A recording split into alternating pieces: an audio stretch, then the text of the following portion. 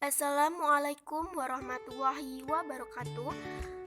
Nama Dwi Lilis Lestari, NPM 200107010 dari jurusan Tadris Ilmu Pengetahuan Sosial, Fakultas Tarbiyah dan Ilmu Keguruan, Institut Agama Islam Negeri IAIN Metro. Di sini saya mempunyai dua materi. Materi yang pertama yaitu pemikiran kalam Mu'tazilah. Latar belakang munculnya aliran Mu'tazilah. Aliran Mu'tazilah muncul kira-kira pada permulaan abad pertama Hijriyah di kota Basrah, Irak. Basrah ketika itu menjadi kota pusat ilmu pengetahuan dan kebudayaan Islam. Selain itu, aneka kebudayaan asing dan bermacam-macam agama bertemu di kota itu. Makin meluasnya dan makin banyaknya orang yang memeluk agama Islam menyebabkan adanya orang yang ingin menghancurkan Islam, terutama dari segi akidah. Orang-orang yang ingin menghancurkan Islam tidak hanya mereka yang bukan beragama Islam, akan tetapi juga datang dari orang-orang Islam sendiri karena masalah politik. Daripada itu, golongan Khawarijik yang pada mulanya muncul lantaran masalah politik, namun kemudian mereka mempersoalkan pula masalah teologi atau tentang masalah iman dan kufur. Menurut mereka, orang Islam yang berdosa besar adalah kafir, sedangkan menurut Murji'ah tidak. Selanjutnya, orang Islam yang demikian itu menurut Wasil bin Atha bukan mukmin dan bukan pula kafir. Lalu ia dikenal sebagai Mu'tazilah karena ia berbeda pendapat dengan gurunya dan memisahkan diri daripadanya. Sebutan yang lebih disenangi oleh kaum Mu'tazilah sebenarnya adalah Ahlu Adli wa Tauhid atau golongan keadilan dan tauhid. Golongan Ahlu Sunnah menyebutkan aliran Mu'tazilah dengan sebutan Al-Mu'attilah. Mula-mula sebutan itu diberikan kepada aliran Jahamiyah karena aliran ini mengosongkan Tuhan dari sifat-sifatnya. Karena sifat-sifat Tuhan dipersoalkan keberadaannya oleh aliran Mu'tazilah, maka mereka juga disebut Mu'attilah. Tokoh Mu'tazilah Wasil bin Atha. Wasil bin Atha Al-Ghazal adalah pendiri aliran Mu'tazilah sekaligus sebagai pemimpinnya yang pertama. Dia pula yang terkenal sebagai orang yang meletakkan prinsip pemikiran Mu'tazilah yang rasional. Al-Qadhi Abdul Jabbar. Ia diangkat menjadi kepala hakim oleh Ibnu Abbad. Di antara karyanya yang besar adalah ulasan tentang pokok-pokok ajaran Mu'tazilah. Al-Qadhi Abdul Jabbar termasuk tokoh yang hidup pada masa kemunduran aliran Mu'tazilah. Namun, ia mampu berprestasi baik dalam bidang ilmu maupun dalam jabatan kenegaraan. Pemikiran kalam Al-Mu'tazilah. Mu'tazilah sebagai sebuah aliran teologi memiliki akar dan produk pemikiran tersendiri.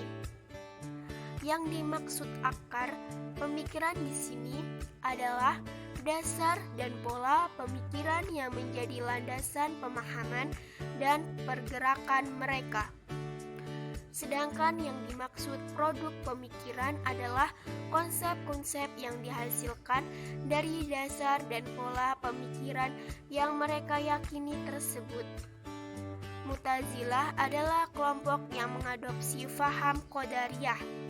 yaitu faham yang mengingkari takdir Allah dan menjadi akal rasio sebagai salah satu sumber dan metodologi pemikirannya. Pada awal sekta Mu'tazilah mengusung dua pemikiran yang menyimpang atau mubtadi, yaitu 1. Pemikiran bahwa manusia punya kekuasaan mutlak dalam memilih apa yang mereka kerjakan dan mereka sendirilah yang menciptakan pekerjaan tersebut.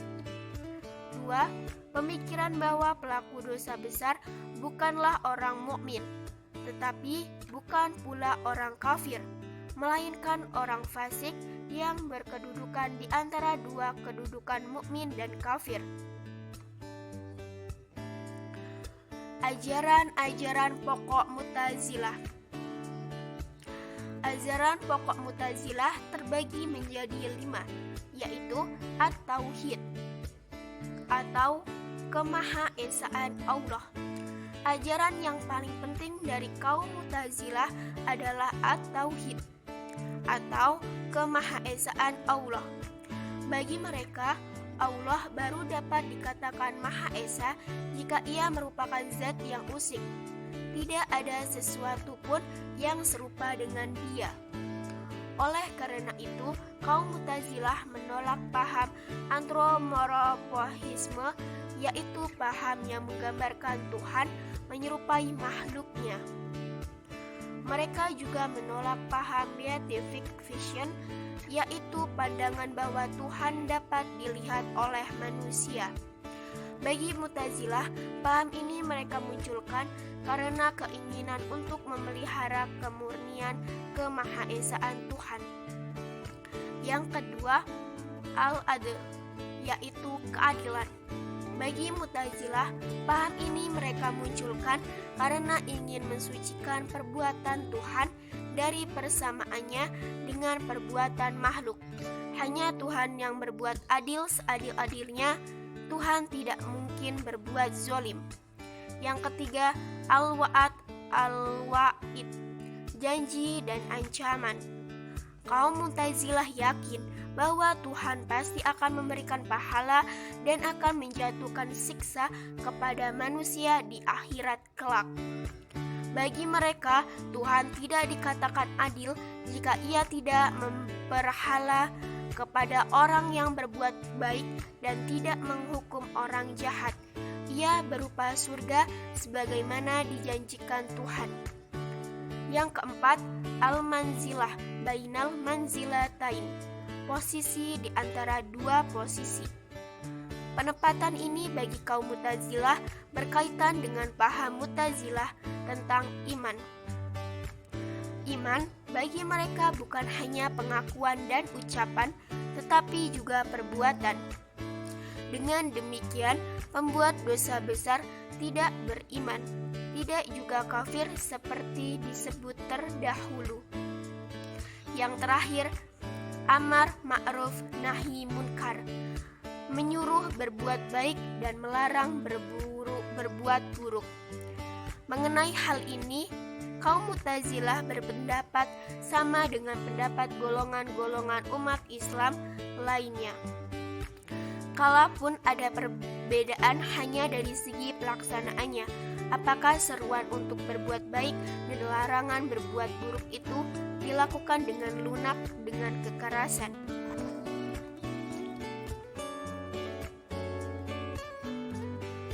Untuk pertanyaan, siapakah tokoh yang pertama kali menjadi pendiri ajaran Mu'tazilah?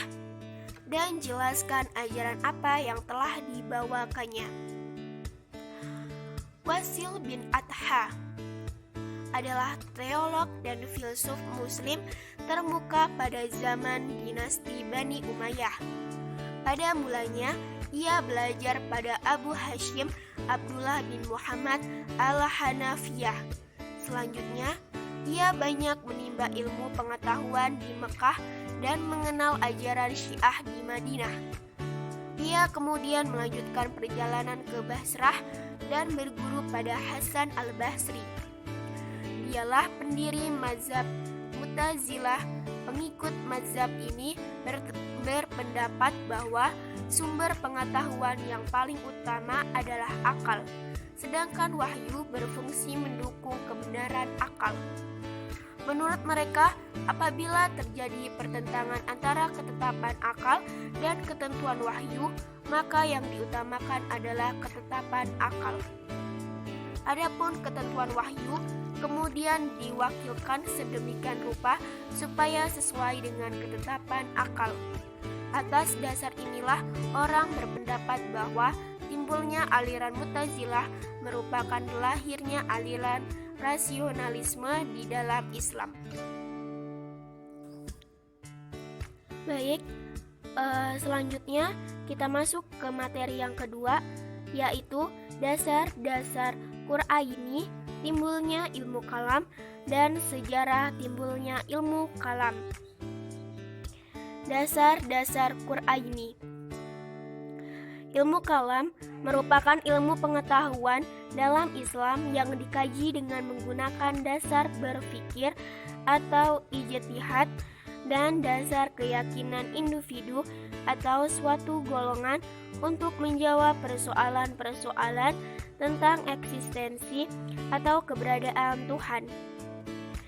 Dasar-dasar Qur'ani dalam ilmu kalam dapat diklasifikasi menjadi dua, yaitu dalil nakli yang berupa Al-Quran dan hadis, dan dalil akli yang berupa akal pemikiran manusia. Yang pertama, dalil nakli. Al-Quran merupakan sumber utama yang menerangkan tentang wujud Allah, sifat-sifatnya, perbuatannya, dan permasalahan akidah Islamiyah lainnya.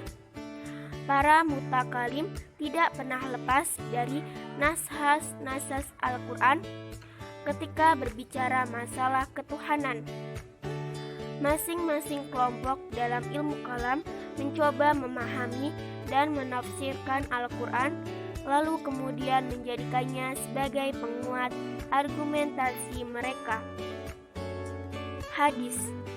Masalah-masalah dalam ilmu kalam juga disinggung dalam banyak hadis, di antaranya yaitu hadis yang menjelaskan tentang iman, Islam, dan ihsan, termasuk menyinggung ilmu kalam.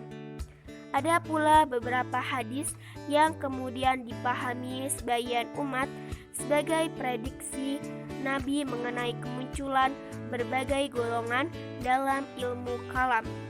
Di antaranya, hadis yang diriwayatkan dari Abu Hurairah, ia mengatakan bahwa Rasulullah bersabda, orang-orang Yahudi akan terpecah belah menjadi 72 golongan. Dan yang kedua, dalil akli yang berupa pemikiran manusia. Sebagai salah satu sumber ilmu kalam, pemikiran manusia berasal dari pemikiran umat Islam dan pemikiran yang berasal dari luar umat Islam. Di dalam Al-Quran, banyak sekali terdapat ayat-ayat yang memerintahkan manusia untuk berpikir dan menggunakan akalnya. Di antara ayat-ayat tersebut yaitu, maka hendaklah manusia memperhatikan dari apakah dia diciptakan. Dia diciptakan dari air yang memancar, yang keluar dari antara tulang sulbi laki-laki dan tulang dada perempuan. Quran Surat At-Tariq ayat 5-7. Sejarah munculnya ilmu kalam. Adapun yang melatar belakangi sejarah munculnya persoalan-persoalan kalam adalah disebabkan faktor-faktor politik. Pada awalnya setelah Khalifah Utsman terbunuh, kemudian digantikan oleh Ali menjadi khalifah. Peristiwa menyedihkan dalam sejarah Islam yang sering dinamakan Al-Fitnat Al-Kubra atau fitnah besar.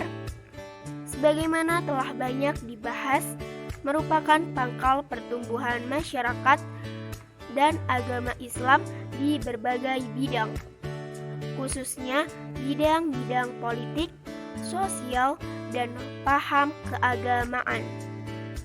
Maka ilmu kalam sebagai suatu bentuk pengungkapan dan penalaran paham keagamaan juga hampir secara langsung tumbuh dengan bertitik tolak dari fitnah besar itu. Apa manfaat yang didapat dari mempelajari ilmu kalam? 1. Menguatkan keimanan. 2. Memberikan jawaban atas penyimpangan sebuah ajaran. 3.